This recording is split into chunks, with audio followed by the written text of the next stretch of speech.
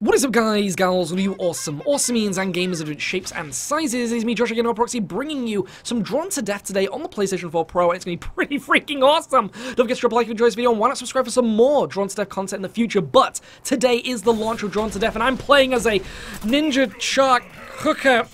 Why not? And it's really cool, because you might think that's weird, but that's because all the characters are weird. It's this thing where the game is based on the premise of a multiplayer shooter, a third-person shooter, built up in a teenager's mind, a child. I'm going to say teenager because there's no way there's a messed up kid in this world that could think up of all these different types of characters. They're nuts. And is that kind of like awesome nostalgic feel to it, because I used to do this as a kid. I remember when I actually had my maths books, my English books, and I would get so bored in class. Thankfully I passed them, but it was a thing of I would draw these weird kind of characters, and it makes you go back to those days. It makes me remember. I did not draw ninja shark hookers. This is one thing, or butt-naked butcher teddy bears. I didn't do those kind of things, just so you know.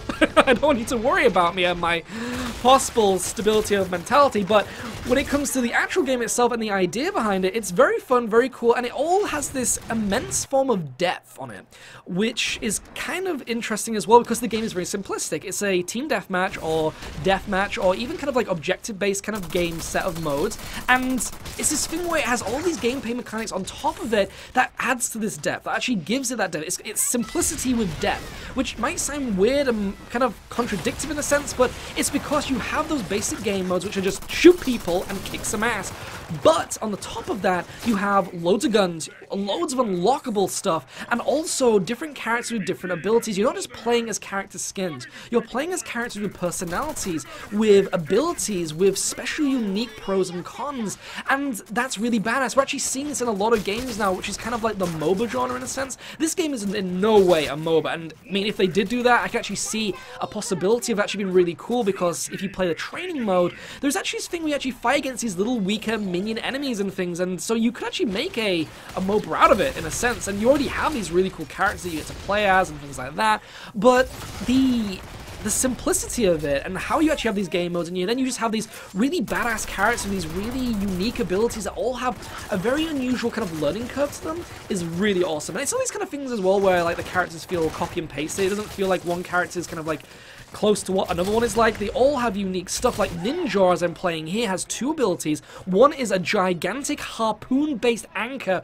which you throw at enemies, and then you can actually dash at them and bite them in the face. I mean, why not if you are a ninja shark hook? I mean, sneak, bite, attack. Awesome. And then finally you have something called Feeding Frenzy, which is where you basically kind of have these little free shark Hadoukens, and one of them is actually has more damage, so it's this thing where you want to try and like time your shots perfectly.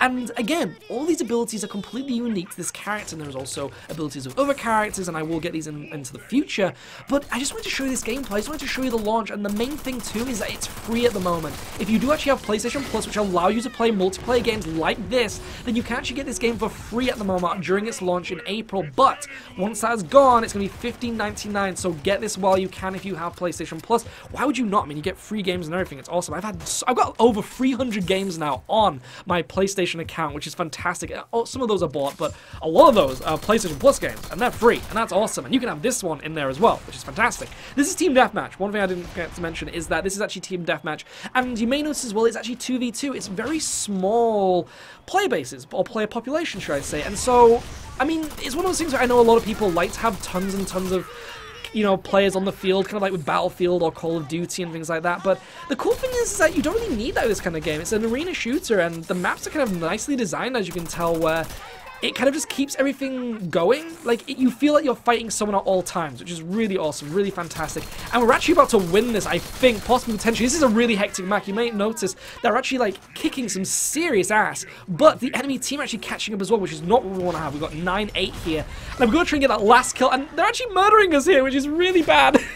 We need to try and get this match in the bag. I actually have another Ninja against me, which is not good. We also have a Johnny Savage, I believe that character is called.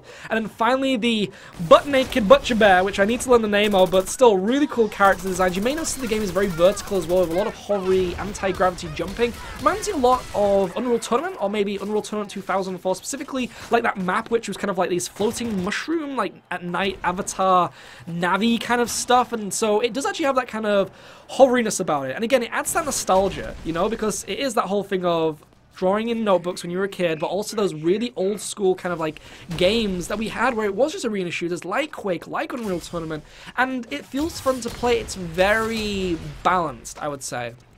And so I'm really enjoying it, really looking forward to the future of the game, and I'm going to bring you so much more content when it comes to this, because I'm having a very good time with it. And again, if you're going to have a really good time with free games, then why not? Why not cover it? Why not show it some love? Also, poop is the game over screen. What?